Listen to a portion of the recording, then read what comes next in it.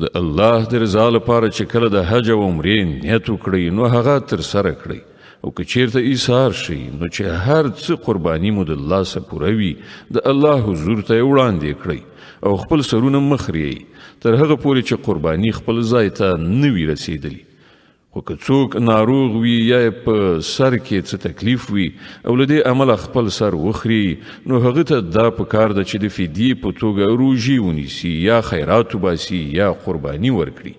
بیا که تاسې ته امنیت په برخه شو او تاسې د حج له ورځو مخکې مکې ته ورسېدئ نو چا چې له تاسې څخه د حج د ورځو له راتلو نه مخکې له عمرې نه ګټه واخیستله هغه دې د خپل وس په اندازه قرباني وکړي او که قرباني ونه میندله نو 3 روژې دې د حج په دوران کې او روژې دې کور ته له ستنېدو وروسته په دغه شان دې 10 روژې پوره کړي.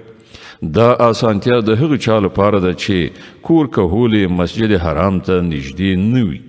د الله د دې حکمونو له تخلف نه ځان وژغورئ او په دې ښه وپوهیږئ چې الله ډیر سخت سزا ورکوونکی دی.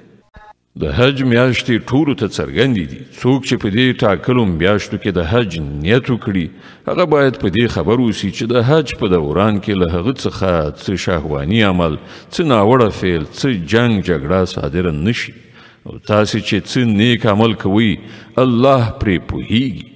د حج د سفر لپاره د لارې توښه در سره واخلئ او تر هر څه ښه د لارې توښه پرهیزګاري ده. نو ای هوښیارانو زما له نافرمانۍ نه ډډه وکړئ او که له حج کولو سره سره تاسې د خپل رب د فضل په لټه کې هم شئ نو څه باک نه لري. بیا چې کله له عرفات نه ځئ نو په مشعر الحرام یعنې مزدلفه کې ایثار شئ. الله یاد کړئ او په هغه شان یاد کړئ چې تاسې ته یې لارښودنه کړې ده، که نه خو له دې نه مخکې تاسې ګمراه وئ. بیا له کوم ځای نه چې نور ټول خلک راګرځي له همغه ځایه تاسې هم راوګرځئ او له الله نه بخښنه وغواړئ. په یقیني توګه هغه بخښونکی او رحم کوونکی دی.